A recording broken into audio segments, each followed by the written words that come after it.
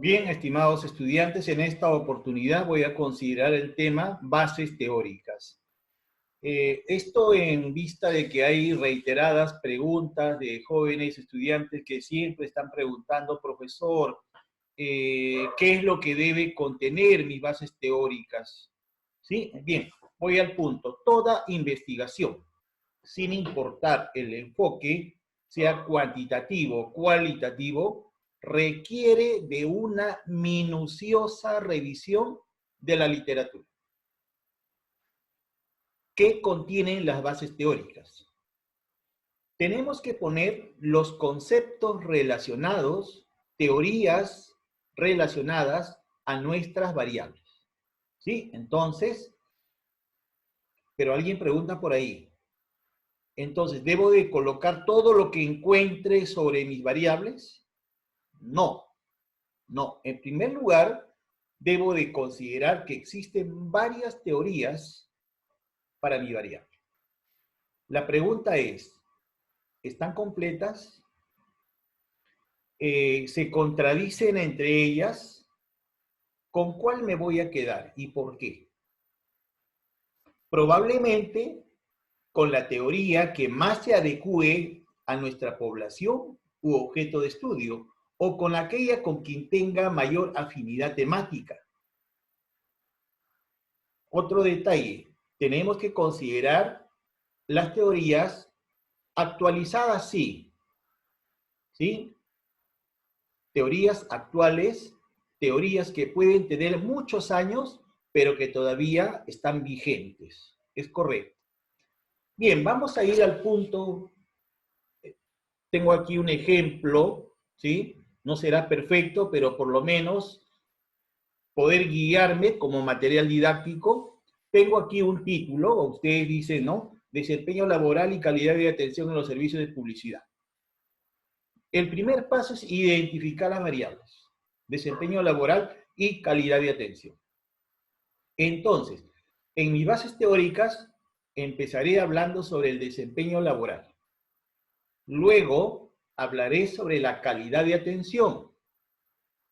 Y ahora, dependiendo del propósito de mi estudio, por ejemplo, en este caso yo digo una investigación cuantitativa, cuyo propósito es correlacional, entonces yo digo que primero mi variable desempeño laboral, luego la calidad de atención, luego hablaré sobre estas dos variables y puedo dedicarle tal vez una hoja para hablar sobre la SUNAR, la Superintendencia Nacional de Registros Públicos, para dar a conocer pues de qué se trata.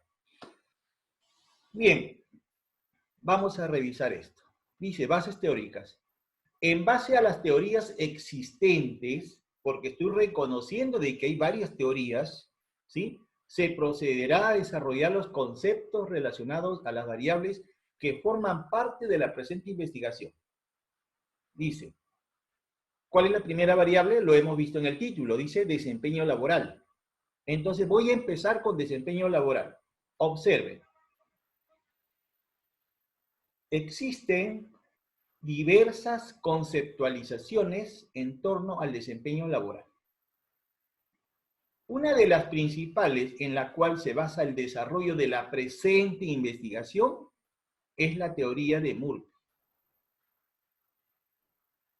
¿Sí? Entonces, estoy reconociendo que existen varias teorías. Por eso dice una minuciosa revisión. Si mi variable de desempeño laboral, lo primero que he tenido que hacer es hacer una revisión de la bibliografía. No me voy a ir de frente a trabajar la tesis. Primero tengo que revisar las teorías que existen para decidirme con cuál de ellas me voy a quedar. Y se supone que si estoy buscando una teoría, todo mi trabajo de investigación se va a sustentar en esa teoría. Por lo tanto, la primera información que yo debo de buscar son libros. ¿Sí? Una cosa es buscar la fuente primaria, libros que el autor ha escrito, y otra es buscar las citas de cita, alguien que habló de tal autor. ¿Sí? Si voy a hablar sobre mi variable, tengo que buscar el origen, la fuente primaria, el libro del autor.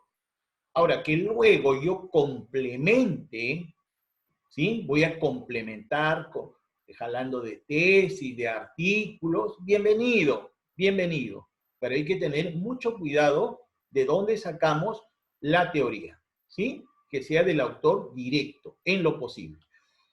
Bien, les dice aquí lo siguiente. Ya me está diciendo que va a trabajar con la teoría de Murphy en el año 1990. Hay algunos que cometen el error que solamente lo mencionan, pero luego no hablan sobre esa teoría. ¿Qué dice la teoría? Pues, entonces, en este caso, está hablando sobre la teoría de Murphy, miren, del año 90. Ojo, miren, está hablando sobre la teoría. No es solo que lo ha citado y ahí quedó. Está, ¿sí? Considerando. Luego dice acá, propuso que la mayoría de los comportamientos vinculados al desempeño del trabajador se enmarcan en 4 tipos generales de conducta. Eso es lo que dice Murphy en el año 90. Pero observemos. La teoría de Murphy fue desarrollada por otros investigadores. Miren cómo otros académicos se van sumando a esta teoría para fortalecerla, para enriquecerla. Pero la teoría de quién es? De Murphy. En mi caso, estoy trabajando con esa teoría. ¿Sí? Entonces, sigo acá con la investigación. Dice, por otra parte, se introdujeron otros conceptos, pero que van en esa línea. Hay que tener cuidado, ¿sí? No vayas a poner dentro de tus bases teóricas teorías que entran en conflicto. En este caso, son académicos que están dentro de esa línea. ¿Sí? Bien. Dice aquí, así también en relación al tercer y cuarto tipo de conductas señaladas por Murphy, o sea, son académicos más actuales, pero que se están apoyando en la teoría de Murphy, dice, las cuales han sido materia de estudio en los últimos años.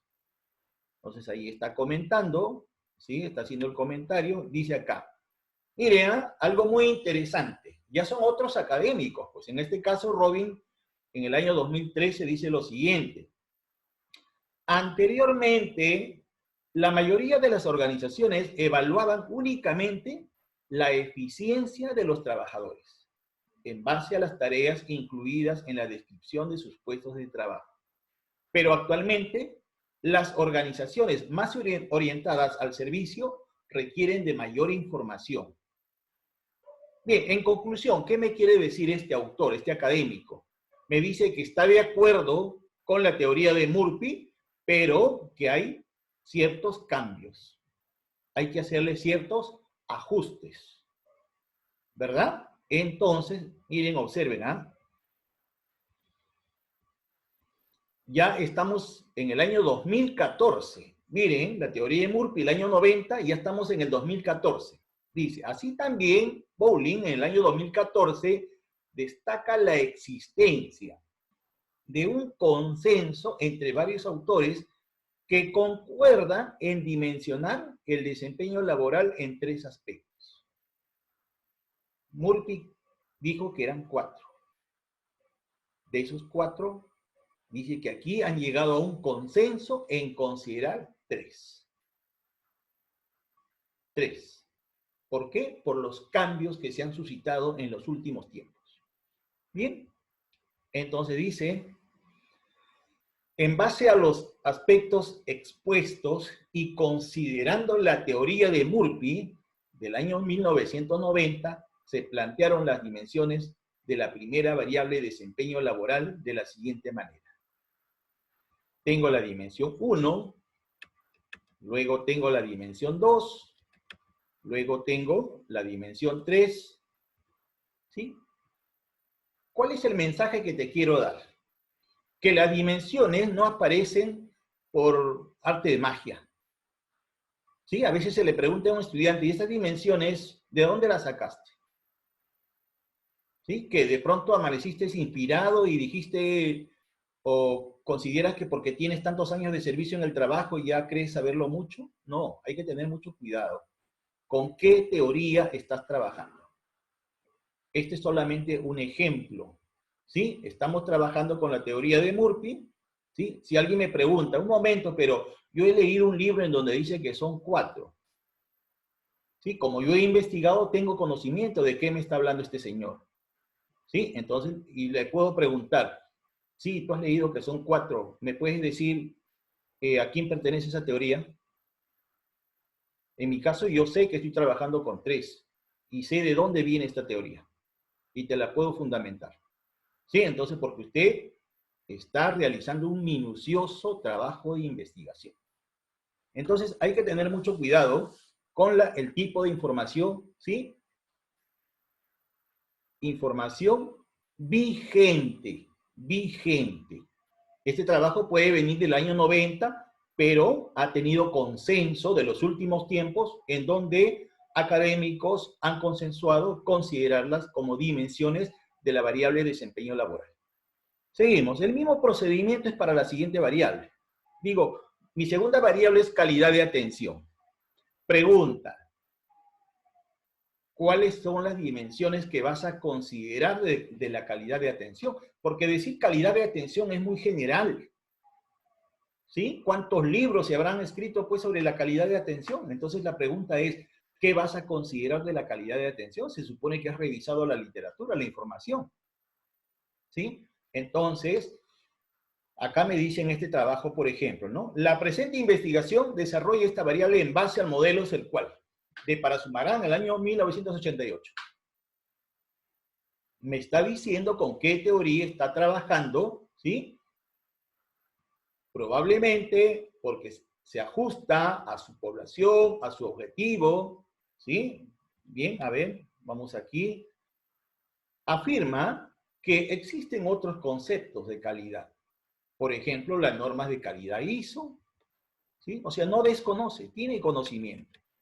Bien, seguimos. Bien, y aquí sigue considerando otros autores que se han sumado a esa línea de investigación. ¿Sí? Entonces, eso deben de tener en cuenta, ¿sí? Ante la pregunta, ¿qué vas a poner dentro de tus bases teóricas? ¿Toda la información que existe sobre el tema? No. Primero dime qué libros, qué autores, ¿sí? Que has investigado sobre esa variable. Ya tienes la variable, te felicito, es bastante. Ahora dime, ¿qué autores estás investigando sobre esa variable? ¿Sí? Para que finalmente puedas decidir con cuál de las teorías te vas a quedar. Y de ahí van a salir tus dimensiones. De ahí van a salir tus dimensiones. ¿Sí? Ahora, con esto no te estoy diciendo que solamente me vas a trabajar con un autor. Ya hemos visto que hay académicos, hay otros autores que van en esa línea, a quienes puedo considerar, ¿sí? Para ampliar mi marco teórico, teniendo cuidado que no vaya yo a incluir dentro de mis bases teóricas teorías que entren en conflicto. Bien, vamos a ver rápidamente un ejemplo. A ver, aquí hay que tener mucho cuidado. Ya hemos indicado qué es lo que vamos a poner.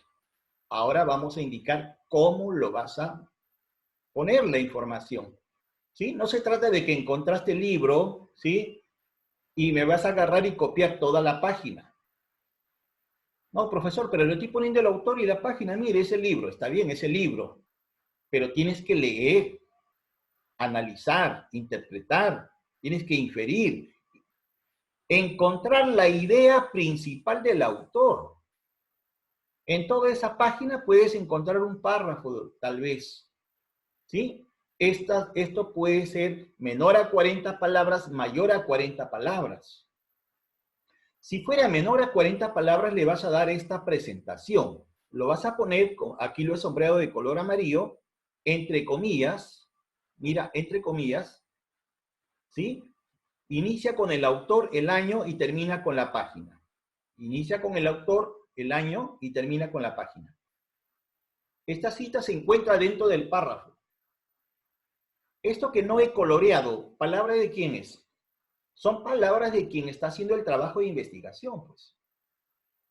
¿sí? De lo contrario, si tú me vas a poner solamente las citas, sería un copia y pega de citas, pues. No evidenciaría reflexión sobre la teoría, sobre la conceptualización que estás trabajando.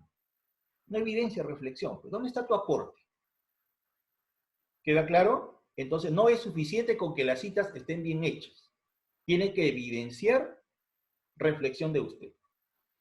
Entonces, en este caso hay que tener mucho cuidado. Las citas cortas, menor a 40 palabras, van entre comillas, el autor, el año y terminan con la página. ¿Sí? Se encuentran inmersas dentro de un párrafo. Bien. ¿Hay otro estilo? Sí, hay otro estilo. En donde usted puede poner, sí, miren, tengo la cita dentro del párrafo, está entre comillas porque tiene menor a 40 palabras, tiene el autor, el año y la página. Ese es otro estilo, ¿sí? Basada en el texto. ¿Cuál de las dos puedes utilizar? No hay ningún problema. Ambas están permitidas, ¿sí? Bien, entonces ahí tienes el modelo. Entonces cada vez que estás trabajando puedes guiarte, tomarle una foto y te guías. Entonces aquí, ahora, ¿qué representa estos 3 puntos suspensivos en paréntesis? Representa que hay una información que no la has considerado. No es porque no sea importante, sino porque no se ajusta pues a lo que tú estás trabajando. Pero estás diciendo que ahí hay una información. Si la persona está interesada, ahí tiene el autor y el año, que se vaya a la bibliografía y ahí va a encontrar el autor y todo el libro completo. Bien, seguimos. ¿Qué ocurre cuando lo que extraemos del libro es mayor a 40 palabras? ¿Sí? En ese caso lo vamos a poner de la siguiente manera. Digo, ¿no? San Martín el año 95 indicó que son 2 puntos y observa. La cita está de forma independiente. Hay una marcada diferencia. Tú claramente te das cuenta aquí que aquí hay un párrafo y que esto es una cita. ¿Por qué? Porque aquí está una sangría. Aquí hay la sangría. Le he dado 2 tabs. Y ojo, cuidado, que hay algunos que cometen el error de aquí en la primera línea hacer esto. ¿Sí? Cuidado. ¿Sí? Le damos solamente la sangría. Y ojo, otro detalle. El autor y el año no forman parte de la cita. ¿Te das cuenta? Mira ese detalle. El autor y el año están de modo independiente. Y luego, esto que está aquí sin colorear, son mis palabras, es mi reflexión, es mi aporte. Tal vez en algún momento alguien que esté haciendo un trabajo considere relevante lo que yo he escrito y me va a citar a mí, pues. Me va a hacer famoso. ¿Verdad? Entonces, es interesante el aporte. No nos limitemos solamente al copia y pega de citas. Bien, seguimos. Entonces ya te diste cuenta que tiene una presentación cuando es menor a 40 y otra cuando es mayor a 40 palabras. Bien, ya para terminar, ¿qué podemos decir? La cita de cita. ¿Sí? La cita de cita. Esto se utiliza bastante porque se ve en estudiantes que sacan información de tesis y ellos asumen como que ellos han buscado el autor. Eso está mal. Usted ha buscado la cita, usted no la ha buscado. Alguien se quemó las pestañas, ¿sí? Para buscarlas, para poner la referencia. Entonces, en este caso, ¿sí? Sería la cita de cita, ¿verdad? Entonces, aquí tenemos un ejemplo de cita de cita. Clarísimo, ¿sí? Entonces, espero que les pueda ayudar para hacer los trabajos, ¿sí? En sus bases teóricas puedan ustedes evidenciar citas cortas, citas largas, cita de cita. ¿Qué más tenemos? Ah, y el parafraseo. El parafraseo. ¿Sí? Entonces, el parafraseo ya sabemos pues que son ideas que le pertenecen a un autor, ¿verdad? Las decimos en nuestras palabras, pero son ideas que le pertenecen a un autor. Hay que tener mucho cuidado Claro, hay muchas técnicas de parafraseo, de repente cambiando el orden, utilizando sinónimos, pero sin perder el mensaje, la idea que quiere transmitir el autor y poner el autor. Por ejemplo, aquí dice, ¿no? El problema de la ortografía radica en que existen 24 fonemas frente a las 27 grafías, por lo que surge una falta de correspondencia. ¿Quién dice esto? Valladares en el año 1999, página 44. Hay un detalle aquí en que hay algunos estudiosos que señalan que en el caso del parafraseo no es necesario poner la página, ¿sí? Pero no estamos para discusión. Es la forma de trabajar el parafraseo, ¿sí? Usted ya trabaja en función a la casa de estudio de acuerdo a los requerimientos. Pues, como usted no está copiando y tiene la información, bueno, no se va a hacer problemas en ponerle o quitarle la página. Bien, ¿qué más podemos decir? Bueno, eso es todo, ¿sí? Eso es todo. Aquí tengo un ejemplo, ¿no? De todo un texto y cómo lo he reducido, lo he parafraseado. ¿Sí? Puedo tener todo un texto, lo cual lo he parafraseado. ¿Sí? Entonces, algo que me olvidaba aquí en el parafraseo, algo que me olvidaba es, te habrás dado cuenta que el parafraseo no tiene comillas, tampoco va con sangría. ¿Observas? No tiene comillas y tampoco va con sangría. Es una forma de darme cuenta que está parafraseada. Bien, ha sido un gusto. Hasta la próxima. Gracias.